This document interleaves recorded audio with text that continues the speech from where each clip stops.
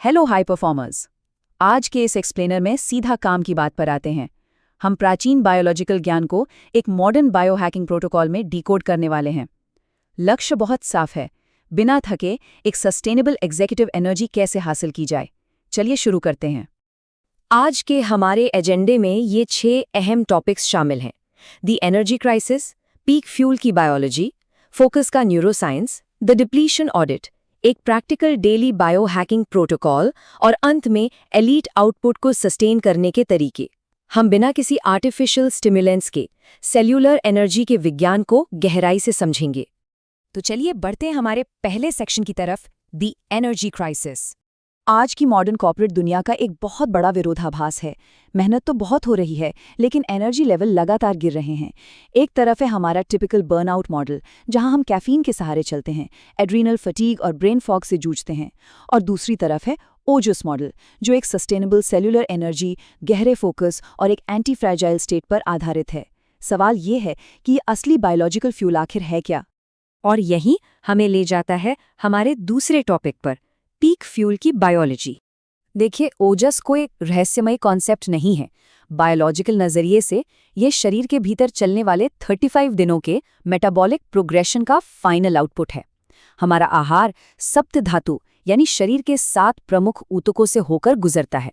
रस और रक्त से शुरू होकर मांस, मेद, अस्थि, मज्जा से होते हुए अंत में प्रजनन ऊतक और फिर फाइनल ओजस तक। जब ये प्रोसेस पूरी होती है, तब ये अल्टीमेट पीक फ्यूल बनता है। और इसका सबसे बड़ा फायदा क्या है? हाई ओजस हमारे पूरे न्यूरो एंडोक्राइन इम्यून नेटवर्क को बेहतरीन तरीके से ऑप्टिमाइज करता है। ये स्ट्रेस हार्मोन कॉर्टिसोल को दबाता है और DHEA, ऑक्सीटोसिन और मेलेटोनिन जैसे हार्मोन्स को बैलेंस करता है। साथ ही ये टी सेल्स और मैक्रोफेज बढ़ाकर इम्यूनिटी और माइटोकॉन्ड्रियल एफिशिएंसी को पीक पर ले जाता है। मतलब एंडोक्राइन हेल्थ और हमारे मेंटल फोकस का एक बहुत ही गहरा बायोलॉजिकल कनेक्शन है। तो अब बात करते हैं तीसरे सेक्शन की, फोकस का न्यूरोसाइंस। जब दिमाग के काम करने की बात आती है, तो ये जानना वाकई दिलचस्प है कि ओजस फिजिकली हमारे न्यूरॉन्स को कैसे सपोर्ट करता है। ओजस की फैटी और स्निग्ध प्रकृति दिमाग की माइलिन शीथ को पोषण देती है। ये वो प्रोटेक्टिव लेयर है जो इलेक्ट्रिकल सिग्नल्स के लीक होने को रोकती है और न्यूरल प्रोसेसिंग की स्पीड को काफी तेज कर देती है। इसका सीधा असर हमारे एग्जीक्यूटिव डिसीजन मेकिंग पर पड़ता है। और सिर्फ इतना ही नहीं, एक हाई ओजस स्टेट दिमाग में BDNF यानी ब्रेन डिराइव्ड न्यूरोट्रॉफिक फैक्टर का प्रोडक्शन मैक्सिमाइज करती है। इसे दिमाग के लिए एक तरह का मिरेकल ग्रोथ फर्टिलाइजर समझ सकते हैं। यह नए न्यूरॉन्स बनाता है, जिससे सीखने की क्षमता और न्यूरोप्लास्टिसिटी बनी रहती है और किसी भी जटिल समस्या का तुरंत समाधान खोजना आसान हो जाता है। अब बढ़ते हैं चौथे सेक्शन की ओर, द डिप्लीशन ऑडिट। इस अल्टीमेट एनर्जी रिजर्व को बनाने से पहले यह समझना होगा कि ये खर्च कहाँ हो रहा है। प्रोफेशनल्स के लिए उन डिजिटल और लाइफस्टाइल आदतों को पहचानना बहुत जरूरी है जो इस ऊर्जा को सोख रही हैं।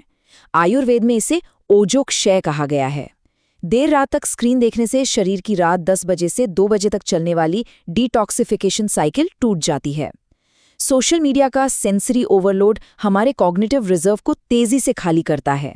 इसके अलावा high stress work environment cortisol को स्पाइक करता है, जो सीधे ओजस को जलाता है और प्रोसेस्ड जंक फूड शरीर में टॉक्सिन्स बनाकर मेटाबॉलिज्म को ही ब्लॉक कर देता है।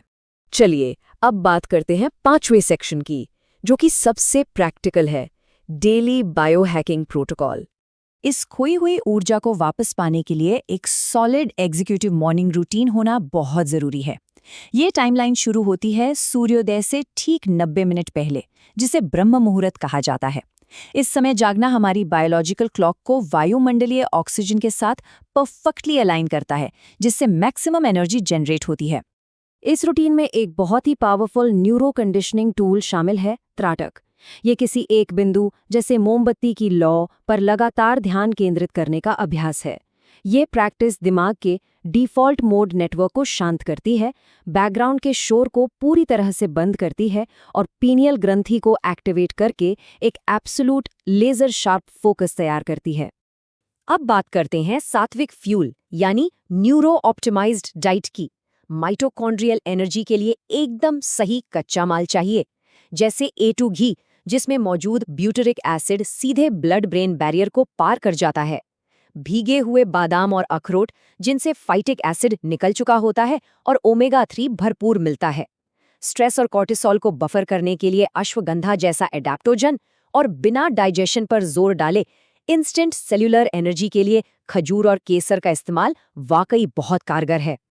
और हाँ, इस पूरे बिजी शेड्यूल के बीच सिर्फ 20 मिनट का गहरा विश्राम जैसे कि योग निद्रा पैरासिम्पैथेटिक नर्वस सिस्टम के लिए एक परफेक्ट सर्किट ब्रेकर का काम करता है। ये तुरंत किसी भी तरह के एनर्जी डिप्लीशन को रोक देता है। अब आते हैं हमारे आखिरी और छठे सेक्शन पर, सस्टेनिंग एलीट आउटपुट। इस पूरे सेल्यूलर बायोहैकिंग प्रोटोकॉल का ultimate professional return on investment क्या है? बिना किसी कैफीन क्रैश के दिन भर एक सस्टेनेबल स्ट्रेटेजिक फोकस बनाए रखना, हाई स्ट्रेस एनवायरनमेंट में भी एक शानदार इमोशनल बैलेंस, तेज और शार्प एग्जीक्यूटिव डिसीजन मेकिंग और ओवरऑल एक लंबी और बेहतर क्वालिटी वाली लाइफ। इस एक्सप्लेनर को सम अप करने के लिए ये एक बहुत ही शानदार विचार है। बैंक अकाउंट का पैसा सिर्फ सामाजिक रुतबा तय करता है, लेकिन शरीर में मौजूद ओजस का स्तर हमारी चेतना, हमारी लंबी उम्र और हमारे जीवन की असल क्वालिटी को निर्धारित करता है। असली वेल्थ तो यही है। तो अंत में एक बड़ा सवाल जो हर हाई परफॉर्मर को खुद से पूछना चाहिए, क्या आज के प्रोफेशनल्स रोज अपना बायोलॉजिकल बैंक बैलेंस बढ़ा रहे हैं या सिर्फ उसे अंधाधुन खर्च कर रहे हैं? जरा सोचिए, अपने सेल्यूलर एनर्जी आउटपुट को इस तरह से ऑप्टिमाइज करना डेली प्रोडक्टिविटी में कितनी बड़ी क्रांति ला सकता है। बस आज के लिए इतना ही। अपने एनर्जी को स्मार्टली हैक करते रहिए।